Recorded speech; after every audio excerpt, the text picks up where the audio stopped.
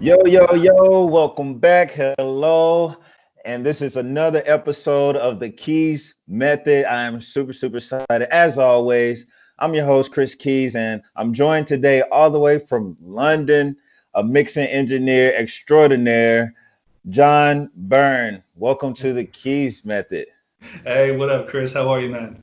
Man, I'm fabulous, man. Thank you so much for joining me, man. Oh, no, thank you for having me.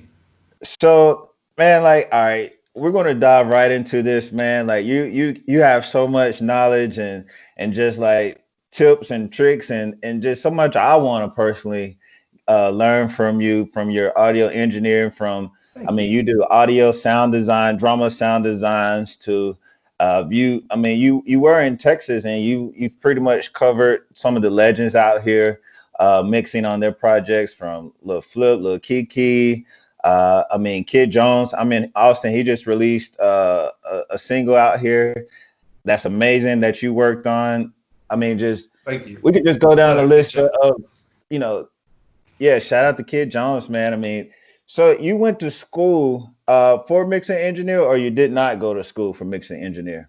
So I went to Media Tech, which I don't actually think is still open in Austin anymore. But it was kind of our little school out there that we had to go to, learn the mixing basics and everything like that, which was awesome. Because I mean, literally from day one, you walk in and you're on an SSL. Mm, And I mean, not just any SSL. I mean, it was one's mixed Destiny's Child's project, mixed Pantera project. I think it mixed Stevie Ray Vaughan project. I mean, this thing was kind of a legendary console. right. So I mean that. So you got hands on from the jump. Is Mm, that? I mean, it seems pretty cool. But I mean, I want to get right to the meat of this. Is mm. school necessary? Because I mean, I know you learn a lot of stuff from school, but I mean, I hear I'm just gonna hit the myth that's out there, man. People say you gotta just mix with your ears. Yes, yeah. So here's the thing with school. School you're going to have to go to at some point, whether it's the school of life or the school of education. So the knowledge that you can get going to a school, going to a university like a Full Sail, like a Media Tech, or whatever community college program, whatever you have. Right. If you're getting hands-on knowledge, yeah, you're getting that experience. Is it worth it? That's up to you. That's up to the work you put into it. You can pay all the money in the world, but if you're not doing it, if you're not taking the time to learn it, you're just wasting your money. By the same token, you can also get that experience and not have to funnel yourself with that student loan, having to get into debt, having to, sometimes you go to school and you go for 3 years before you even get your hands on a board. Mm, So I would say call up, like for people getting in the game, call up studios in your area. I mean, everyone does it at this point. Odds are you have somebody who knows somebody who, even if you just, hey, I want to just come and see what it's about. Can I just come into a studio, sit in the back? I'll make you tea. I'll clean your tires. I'll do whatever it takes. I just want to come and see what it's about. And then, yeah, if you get in the door like that, you can absolutely go that way and never have to go to school. So yeah, it's 100% 50-50 on that one. I'm not going to sit here and tell someone don't go to school because if I didn't go to school, I wouldn't maybe have put myself in opportunities to have, be where I am today. But by the same token, I know people who never went to school who themselves have gone into good positions. But it's all about just what kind of work you're willing to put into it. At the end of the day, that's what it is. You're going to have to put the work in. right. I think that's the answer right there. I mean, you have to kind of know who you are and work. What's your work ethic? You know, if you're a person Mm. that needs somebody standing over your shoulder, you probably do need to go to school. I mean, that's Yeah. what it's there for. I mean, if you're the person that gets out of bed on your own and kind of that entrepreneur mindset where you kind of don't need a person standing over your shoulder, you know, you might be able to do the research on your own and go to the library or like you said, find your way in somebody else's studio to get Yeah. the education that way. Now, I will say I do have my degree is not in audio music, but I will say at some point in of your journey, you will outgrow free information. Hmm. So Yeah. at some point, you might want to invest in school or a tutor or a mentor or some type of knowledge Yeah. along your journey. That's my 2 cents. Yeah, even if it's Yeah. not like necessarily for mixing, because I mean, for mixing, there's only so much you're going to learn, in a classroom, But as far as like the business side, and that's the side I think a lot of people lack. I mean, like mixing is only probably 35% of it when it comes down to it. The Hmm. networking and the business side, that's what's really going to set you aside from everyone else. And I think that's the hardest part to learn. So I mean, since you took it there, let's get into the business side of it. Mm. So I mean, like elaborate a little bit more what you're talking about on the business side for somebody just starting out. Like, what type of business would somebody that say, "Hey, I just, I enjoy, mixing people's records, taking their product and doing something like." I have no idea what the business side is about. What, like, elaborate a little bit. I would say first thing you need to do is, yeah, like you were mentioning with the free information, hit up as much free information as you can. Obviously, we got the KeyZ Method. Who you had the what was the gentleman's name you had on earlier? Oh God, What was I which think it was. one? I want to say he was like talking about like sync licensing and things like that. Oh yeah, my guy Adam, Yes, Adam yes. Mandel, the entertainment Yeah, lawyer. sorry, I didn't remember his name. Yeah, Yeah, no worries. that Yeah, that's first and foremost. Things like that. Lawyers are going to be your best friend in the music industry. Nobody's your friend. Your lawyer's going to be your friend though. He's going to make sure that, things are right for you. It's going to make sure you don't sign stupid things. You're not locked in contracts that you don't need to be locked in. It's going to make sure you get your money because they're going to want to get their money. right. So that's the first thing I would say. Like, I think people are way too caught up as far as finding managers and things like that, where like clients building clientele is organic. If you're just starting out in the business and you're not sure like what you want to do, but you enjoy mixing, hit up some Hmm. people that rap and just say, hey, I'll mix your stuff for free. Do this, do that. Just build something organic. But try doing it with people that whose music you enjoy. Don't just hit up like random people on Instagram and just shoot your shot. Kind Right. of find people you really want to work with, befriend them. It's almost kind of like dating in a way, and build your clientele organically that way. And then from there, then I mean, because until you really need to learn about the business, you don't need to learn about the business. You need to build your clientele, and you need to get to a point where you have business in the first place. And I Right. think that's a huge overlooked thing as well. How do I get clients? How do I get people to know me? Hmm. How do I get people to give me their money to make me mix their song? And I mean, a song is a very intimate and delicate thing. Right. I mean, you said it. I mean, you definitely that branding. You have to brand yourself a little bit, and you have to Mm, be friendly. And it's no surprise you said kind of be. You have to be friendly. I mean, basically everybody, guys, that's go back and listen to all the other episodes. Everybody pretty much says you have to be a good hang. I mean, that's the music industry. You have to yeah, be kind of like cool. The cool. You have to be cool. yeah. You It's know, not it's what not you know. forceful or an application. Yeah, It's about being cool, and when you get your shot, have the skills to back it up. that's it. That's it. Preparation meets opportunity at that point. Exactly. So let's talk a little bit. Let's go back to school because I just like Mm, skipped right into a lot of different things. So you went to school. So you was talking about you got to touch the SSL board the first day you're coming in and working. hmm Explain, is there a difference between digital and analog for the people that don't know? Because nowadays, somebody starting out, all they know is, hey, I got a Mac computer. I went to a Guitar Center, got some little gear, downloaded Logic Pro, mm, mm. and boom. I mean, and that's definitely a way, but is that the same thing as a SSL board? Can you make an amazing record in the box? Absolutely. Or Is is it? there even a difference? Because for the person, some people might not ever seen an SSL board. Mm. So, like, I guess before we get into you, can you make a record? Like, explain the difference between analog and digital for those wanting to know. Touch? 100%. And I will say mainly on a compressor. And just for example, like on an 1176, there's something about being able with both your hands to grab the output and the input and adjust it simultaneously. where you can't really do that in a computer. And so, you know, you may adjust it and you may think you like it, but it's just actually louder. And then whenever you compensate, you're like, oh, actually, I didn't like it that much.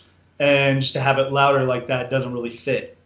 So there's definitely something different about just having that touch of analog, twisting an EQ. There's just something a little different about that. And yes, you do get a little bit of a wider, kind of a warmer sound just because of the circuitry. Now, Plug-in Alliance has been amazing in the way they've modeled things with their like TMT technology, to where you can actually kind of digitize your noise and digitize that warmth into it. And you can actually, you know, set it to where you're running a 72 channel console in Pro Tools.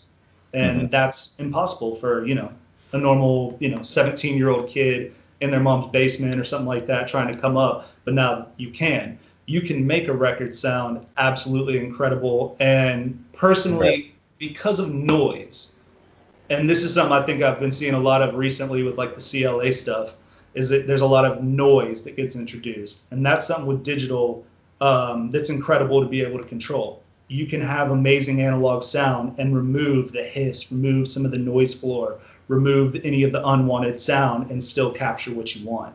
So, I mean, personally, I love digital. I think there's less problems with it. I think it's a little more reliable, easier recall.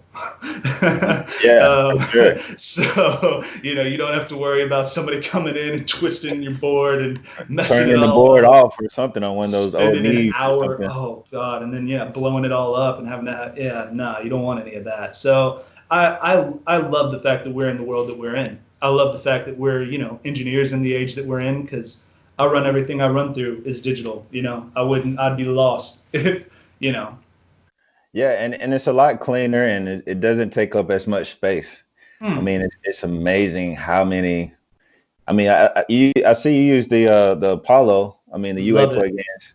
I mean, Yeah. that's hundreds of quality. I think they're one of the best out there as well. Oh yeah, yeah. UAD is bar none. hmm So mixing a song digital. So Mm. is it like how do you mix? Just say a song. Because I put out a post the other day about, you know, mixing at loud levels versus low levels. Now, Yeah. a person that gets as much work as you do, you know, this is your job. I mean, just imagine, guys, a 9 to 5, how you go to work. I mean, that's what professionals do. They put their hours in. So for somebody that's sitting with headphones or at speakers for 8, 10 hours, like how do you suggest people work then in that type of environment with the low volume? Kind of turn it up here and there or take step away? Like what's your work flow like?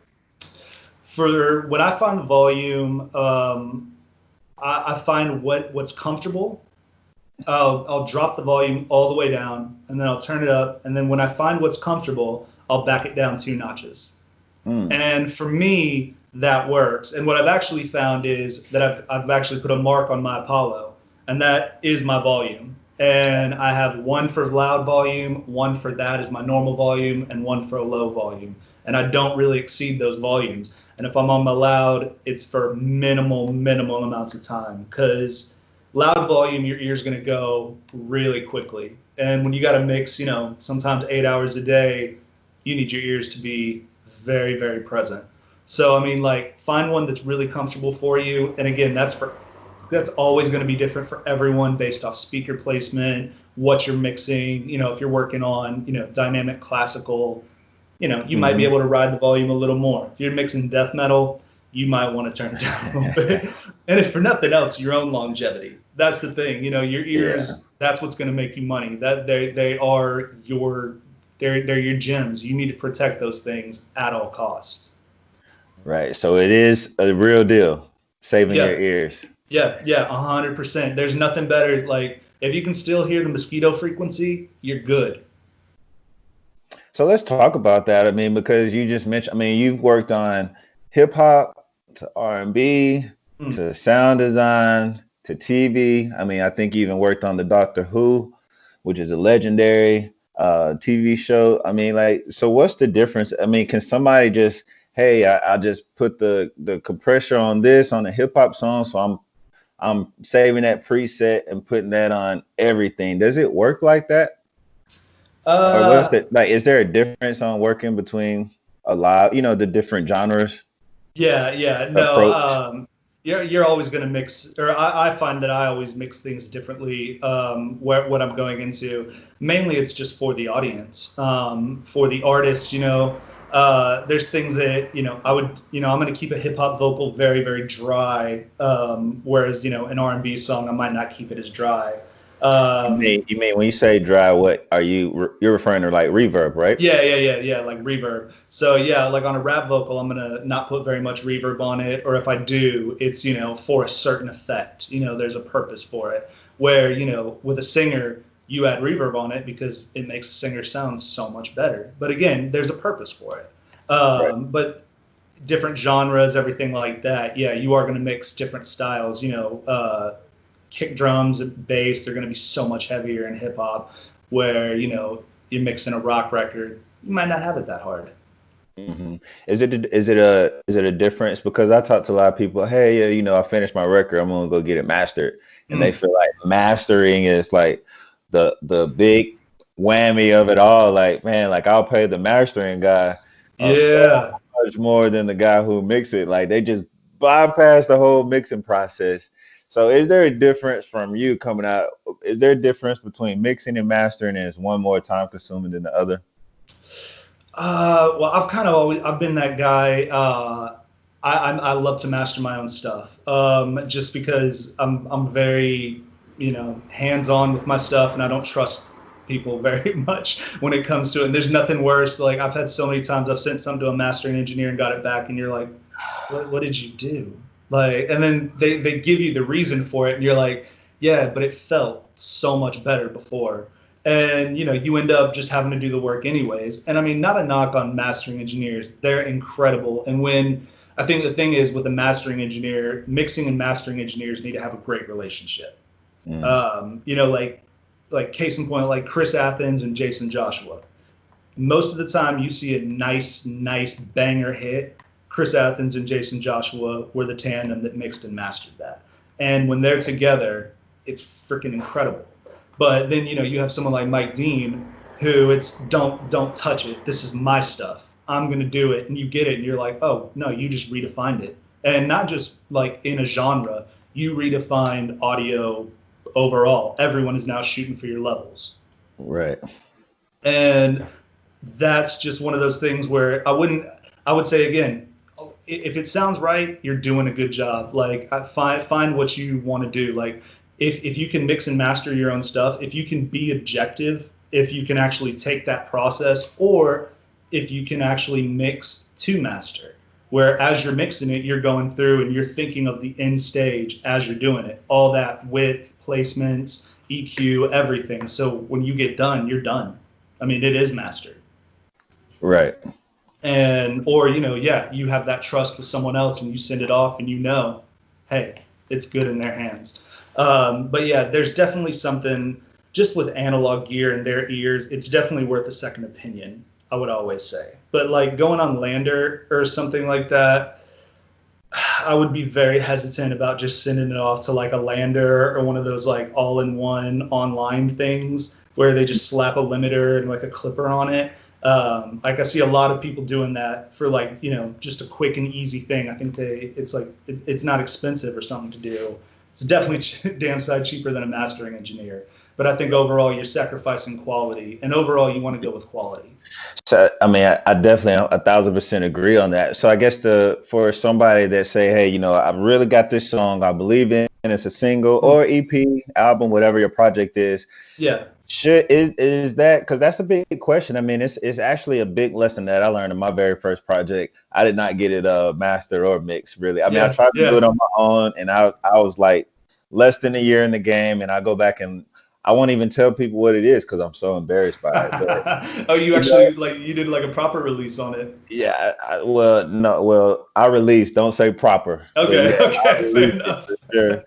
But yeah, I mean, like, so for somebody that's kind of releasing, getting ready to release their first project, like, is mixing a like, should you take it and find a professional and spend that extra investment to get it mixed? Yeah, yeah, definitely, definitely. I mean, even if you're bringing someone, a mix overall, where like a lot of times I'll get sent a mix and it's 90% done even. And it's basically like where, you're going through and you're really just balancing. You may be, adjusting the stereo field. You may just kind of be cleaning things up a little bit. Hmm. But that's what's going to give it that shine, that sauce, as you will. Um, it's just it's worth it. Even if you send it off to someone, like budget for it, budget the time, budget the money for it. And Yeah. even if that person you send it off to is like, hey, like it's, and any respectable mixing engineer or mastering engineer will tell you this: if you send them something, they're not just going to do something to it for the sake of doing it just to take your money. They're going to listen to it and go, there's nothing for me to do on this, like it's good, like release it. Right. And if that's all you did, hey, cool, you got a second opinion, call that your quality analysis. Maybe chunk them 20 or something like that for their time. But yeah, definitely, if you're just raw, if you have no idea what you're doing, you're just a songwriter, somebody, you downloaded a beat off YouTube or something like that and you recorded it in your bedroom. Yeah, shoot it off to like one of your, like, don't look for, somebody who's going to charge you ridiculous amounts of money. But definitely get someone who knows what they're doing. Hmm.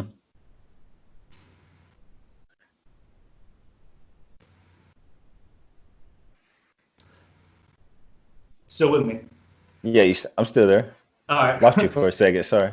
No, you're all right. You're all right. But yeah, it's kind of one of those things now where, yeah, I mean, like, so people know what they want so much more now, and everyone just has their sound. And so sometimes you do send it off to a professional, and they come back and it's like, well, it's actually too clean. I want like Mm. really gritty lo-fi, because that's kind of the sound right now. Yeah, I've noticed that. I was like, I had to like, I'm not a, I mixed a couple of small projects for myself now, and I was like, wow, that's kind of clean. It's like Mm, I compare A and B to, I was like, man, the sound is getting kind of that dirty, yeah, more like you said, lo-fi, more filter yeah. sound.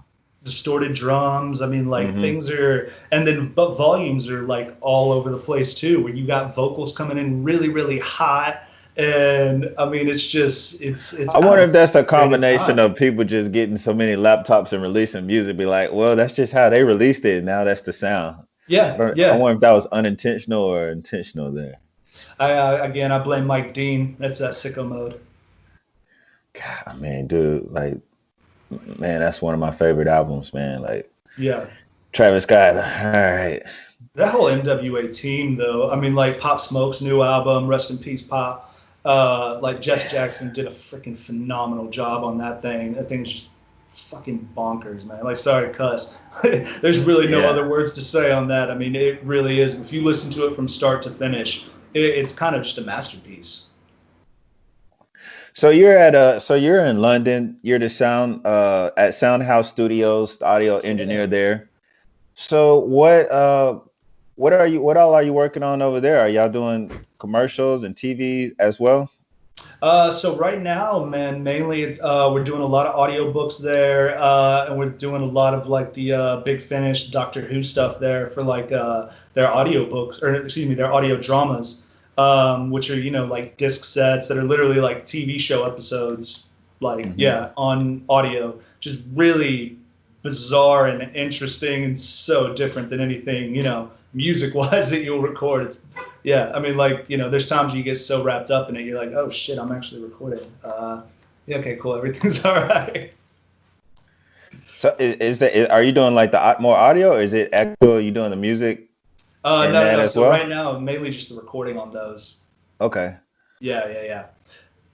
So is your approach? I guess I'm just trying to decipher like your approach because you mean you've done so much. Like I said, you did Yeah.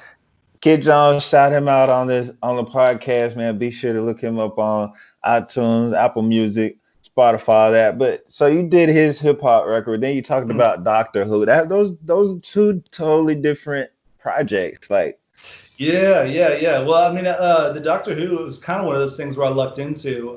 So when I moved to London from Austin, came here and I was like, okay, I got to get a job in a studio out here. And just searching. And I'm going to be honest, I was kind of burned out with music at that point. I'd been doing it, about 10 years at that point. I was like, you know what, I need to change. Like, I'm just getting really just jaded, and whenever you lose your love for something, like I never wanted music or recording music or mixing any of that to be a job. You know what I right, mean? It's something sure. that I love and I'm fortunate to be able to, make a living doing. So I was like, you know what? I want to find something else. Like there's definitely more. What else can I do? And got into this. And yeah, I mean, where it's kind of pushing my skills to a whole nother level and making you have to learn just you have to be so sharp and on the ball and monitor so many things Hmm. because it is old. We do it old school analog way. Everyone got their own mics, faders are rolling, everything is kind of live to tape as is. So it's we try to make it in one pass as close to perfect as possible. Wow. So yeah, I mean, you really got to be there. You got to be on the ball with marking scripts up. Got to make sure you got the recordings going. I mean, it forces your focus to go to another level. And then just editing and everything like that, you have to be just so on the ball and so quick and just know what you're doing before and know what other people are doing before they've even done it. Just Hmm. yeah, to make sure that everything runs smooth. And so, yeah, I mean, really, my approach to everything is just kind of like, look at the material. What am I doing in that moment on that particular thing? Whether I'm tweaking an EQ on a snare drum, whether I'm, adjusting somebody's, dramatic performance in the middle of a scream scene or something like that. It's, Sure. just focus on that particular task. Nothing else really matters in that particular moment. So I mean, are you confident more so through your, like I said, your education from, I Mm. mean, like you said, understanding what a compressor is supposed to do, a reverb is supposed to do, Yeah. your understanding of frequencies, because I mean, like most people look at EQs and they just see numbers, a 2K and a 200 and a 500, like Yeah. 1K, like, but you understand, like, okay, if I boost this 1K, this is what it's supposed to do. Yeah. Is that just a general take, which might give you a little confidence on whatever's thrown in front of you and thrown at you? Kind of, yeah. But I think until you actually, until you get thrown into it, everyone's going to crash and burn. You're going to have that session where you're going to fall flat on your face. Doesn't matter how good you are at EQing. Doesn't matter how much. As soon as you have, a mic feedback into somebody's headphones and they start yelling at you, and you got your nerves going, and you can't figure. You know what you need to do, but in that Uh, particular second, you can't figure it out. And there's nothing worse than that panic moment, but there's nothing better than knowing that'll never happen again. right. I think, man, my biggest take on is like the good engineers and producers or who, like people running the session is, I mean, everybody, like you said, they can, I mean, press and record. I mean, it's not once you know where to record button, that's not what you're paying them for.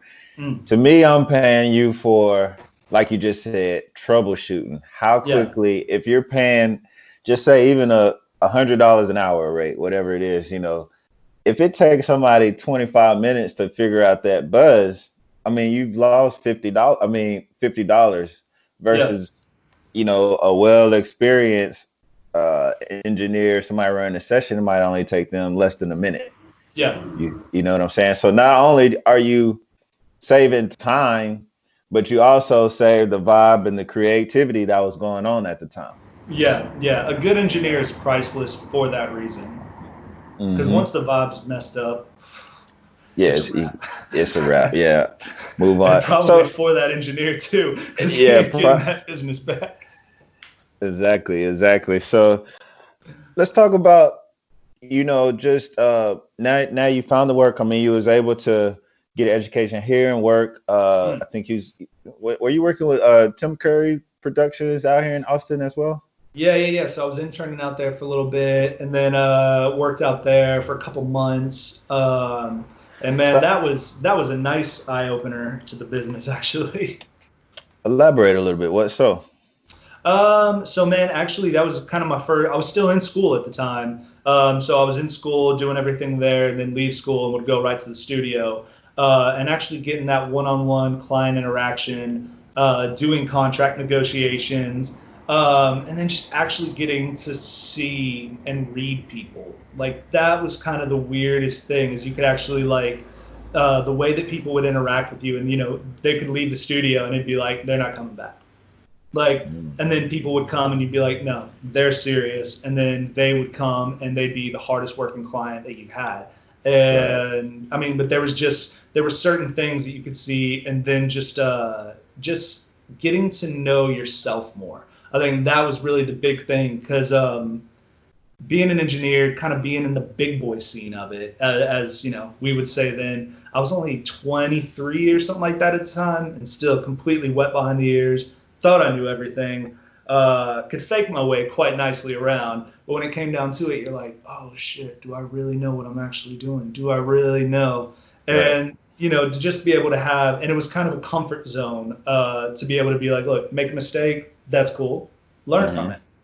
And that was kind of the best thing. It was almost like a real life, on the job training kind of deal. But it was just kind of a thing that school couldn't teach you, because you were being paid for it. It was more pressure. And at that time, it was kind of what you needed in order to kind of up your skills. And, the best knowledge you'll have is to know what you don't know. Right. So for somebody that's in your position, whether maybe they're finishing up school or in school like you were, or maybe school wasn't the best option for them, but they've really been putting in the work, educating themselves on their own, and they want to take it to the next level and try to find the studio to partner with or work for. So what are your tips for somebody that wants to maybe try to get an internship or a job working at a studio? Email, find the studio manager, go to the website, they'll either have, a little contact page or an info. Sometimes the studio manager will even be listed. Go on Instagram, LinkedIn. I mean, it's really easy to find people nowadays, fortunately. And find, write them an email and explain why. Don't try to make yourself seem like you're the shit, because you're not. Yeah, so sorry, but like that whole like, yo, you need to hire me because I'm this. It's like you're nobody, and if you want to come and work for me, you need to tell me why. What are you gonna do? And don't expect to come in and touch a console. Don't expect to come in and do anything other than take out the trash, make coffee and tea, and be completely humble about it. And you take out that trash the best you can. You make the best coffee you can, and you make the best tea you can. And someone will notice you. And because you're humble enough to take the time to do that and put in that effort, they're then going to say, hey, you can come on in and sit. And then from there, you might be able to ask a question or two. And if you're really passionate and you're really driven, you're going to go ahead and get that 3 a.m. session. You're going to go ahead and get your shot at some point. But understand, like, it's going to take time. Like, music is a very slow grind, especially an engineer game. It is an incredibly slow grind, so be patient. Like, that's the big thing. Be incredibly patient and stay humble and stay hungry, because you're going to get burned out. It's just the fact of the game. Like, remember, like, the biggest thing I would say is learn how to clock out. Treat it as the business that it is. When you're working, dial in 100%. When you clock out, be with your friends, be with your family, go on your nature, get your workout in, but clock out. Don't think about it. Recharge, That's kind of the big thing. Yeah, man, I think that was awesome advice, especially at the end to clock out. I mean, for the people just starting out and for the people that are more advanced and been doing it for a while, I think that's the best information you could get. I mean, it sounds so simple, but we get so trapped to sitting in that chair, surrounded with those four walls, listening to two speakers or two headphones for so long, for days, that we forget to clock out. We forget to take a shower, and we have Yeah. friends and Well, we I see, mean, it, on Instagram, hashtag team no sleep and all that shit. And it's yeah, like, you can do it, but it's not sustainable. And that's the ultimate goal in this. You want to be sustainable. absolutely. We want to be doing this Yeah, when we're 67 years old and shit like that. yeah, Like, I want to be an yeah. old man still being able to hear things. Man, I've always admired Quincy Jones, man. I think he's a good Yeah. person model to look after. He's created timeless records, but I mean, you look at him right now, he's still able to have fun, travel the world, and create and just go in the studio. I mean, still have a love for it. I mean, you don't want Oh, to be yeah. burnt out, be like, oh man, I've just been doing it. I'm so burnt out, and 5, 10 years going by, and you just don't want to touch music no more. It's Well, and think clock about it. out, clock He didn't out. write Thriller until what? He was 53, 54? So, I mean, think about that for a second. And it's now. Like, I mean, so, it's The like, biggest record of all time, just about like. yeah, yeah. And he didn't write it until he was, as some people say, middle-aged. So, dude, you got like, that's the thing, sustainability. Look at David Foster. Like, same thing, just like Quincy Jones. I mean, amazing classic records. Absolutely, yeah, countless hits. And if you look at him and you were to see he's like, what, 66 or something? Man, I think he's amazing. Yeah, yeah, You they're both. know, I mean, phenomenal.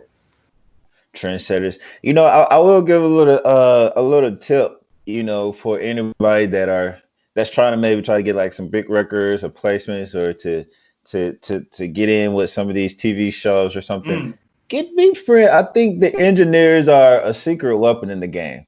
yeah, A lot of people don't talk about it. I mean, you are the guys. I mean, think about it.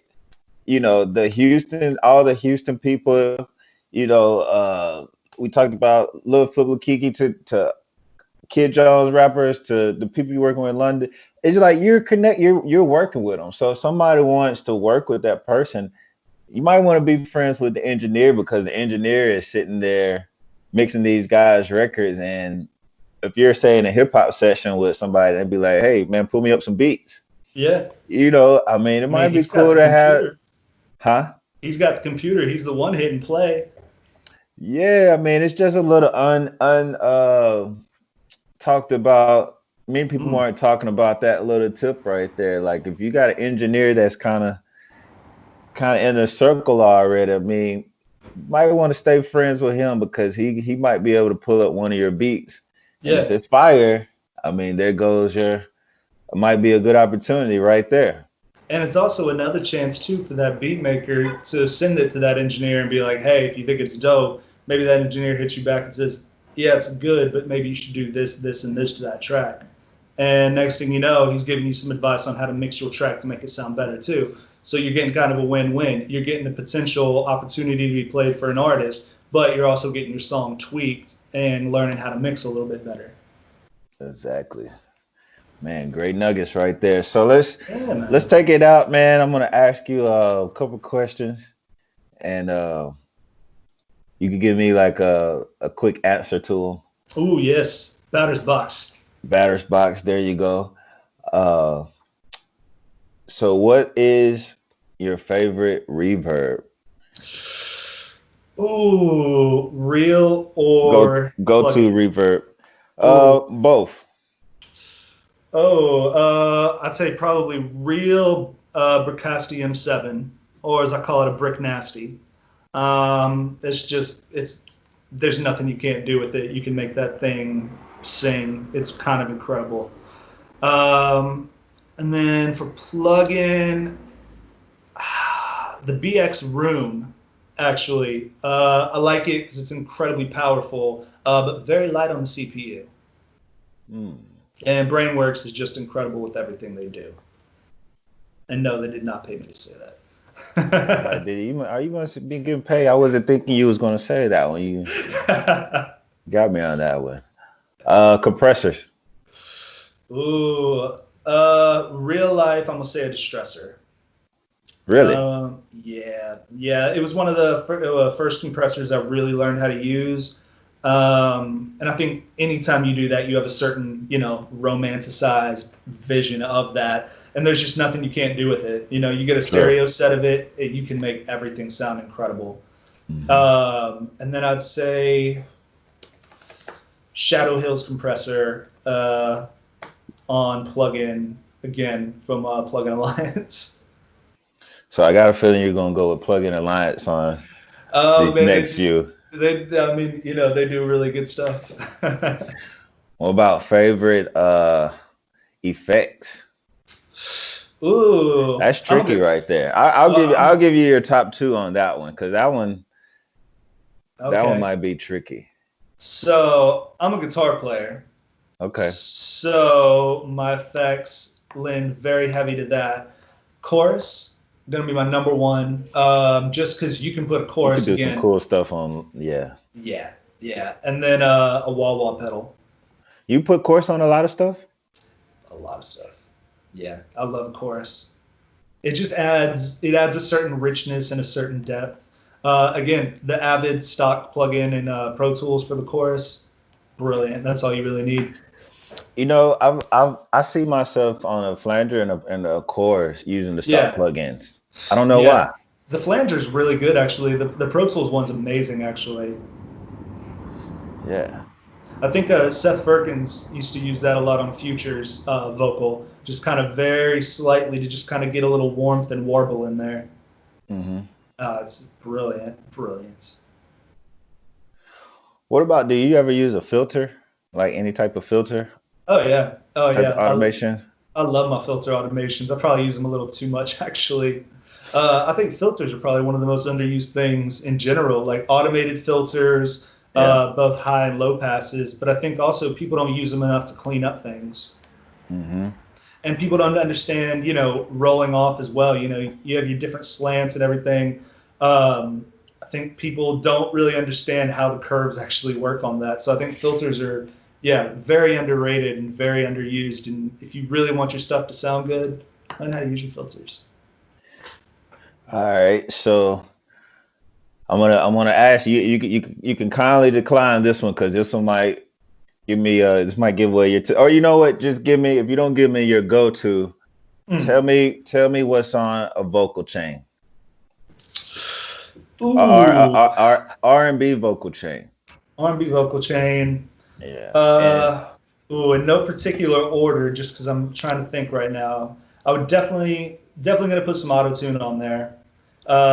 Just because even if it's not, you know, doing too much pitch correction, just because the auto-tune sound that people are just accustomed to now. I'm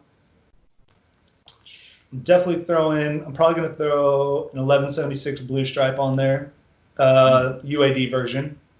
I'm going to throw a Moog EQ4 on there to kind of bring out some of that top end on there. The Air EQ on that is brilliant. I might.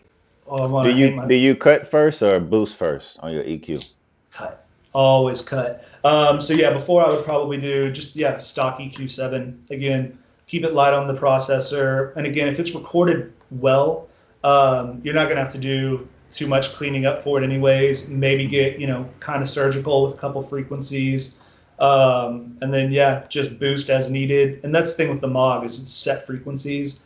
And they're all kind of sweet spot frequencies. So it just kind of works out that you adjust as needed, works out. And then I'm going to saturate it too. But I'll probably put something like I do love kind of blending like a little thermionic culture vulture in there. And I mean, a very, very slight on the mix on it. But it just it adds a little bit of grit and a little warmth to it. And then I'm going to put a little limiter on it just to kind of, you know, have it sit a little bit high, because I like it. I like everything to just kind of sit a little bit more in the mix. But I'll either do an L1 or I'll put an LA2A on a limit. Interesting. Yeah. And then obviously I'll do like a delay and a reverb as well. Probably like a light slap back in there. And then you'll bust those. Are you busting those? Yeah, I'll bust those just to give myself a little more control. And I found sometimes it can just take just a little something off of it, off the vocal if you put it in as an insert. And again, if that's the effect you're going for, maybe it works. But I don't know. I like to do it as a bus better, just more control. Gotcha. Man, I think that's enough, man. Don't give them no. We can't give you guys no. We can't give you guys no more because that. Just try that right there, and I'm pretty sure you're gonna elevate your sound You know alone. what? One more recommendation I will say is All right, here you go. learn your metering. That's huge, especially in digital game. Be clipping out, be clipping. Yeah, yeah, and I mean, and also just know where you're at. You know, it's easy to crank your interface up, and then whenever you bounce your track out, you're like, wait, hold up, it's really freaking quiet, like when you put it in your car. So understand, you know, your gain staging, understand your limiting, understand how to get things to volume. That's a huge thing, and just compressing it or just cranking on a limiter, that's not the option. Understand how to build your dynamics up.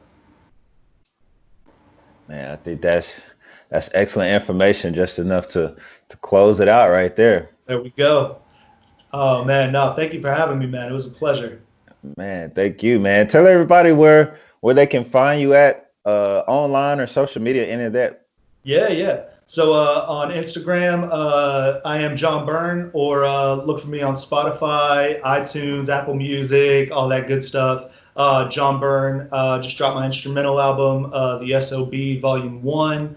Volume 2 will be coming very, very soon. And yeah, nah, thank you for having me, man. It's been a pleasure. Yeah, man. There you go, man. Like I said, an excellent mixing engineer, well educated, has been in the game for a long time, man. If you're looking for somebody to take on projects, I mean, I just put that out there. I don't even know your schedule if you're looking, but Oh I no, mean, send my way. yeah, man, definitely look them up, man. Take that extra investment, prepare for that investment, the same way that you invest for studio time to buy beats, whatever it is, man. Definitely, we encourage you guys to make the investment, prepare yourself Mm. to get a professional guy to mix and master, if you can, you know, your stuff. And this is coming from somebody who made those mistakes starting out. I didn't take that, and now I spend all that time and energy on a project where I'm not comfortable enough to even present it anymore, promote it. And you Yeah. know, you're in the studio, you're excited about it. You might be, I mean, you're creating timeless music. So if you wrote a good verse and have a good melody, you should be able to pull that song out 5 years later, 10 years later. No, I mean, the sound changes, the frequencies change over the years, but if it's a good song, you still should be able to play that song and promote your song years and years later down the line. But you won't be able to do that and sustain to the way the frequency sound if you don't get your stuff professionally mixed and mastered, which is the very last step. I mean, it's almost one of the most important steps. I know it is the last step, but we gave you some good tools and some good advice today on how to get that done, as well as the contact information to somebody who's very experienced to do it for you. And trust the So, process. and trust the process. Trust the process. Well, guys, man, thank you Oh, for tuning in. Once again, thank you, John Byrne, for yeah, man. tuning in all the way from London. Hey, you guys, y'all know what it is. This is Kris KeyZ signing off. Y'all stay creative. All Peace. right, man. Later, Chris.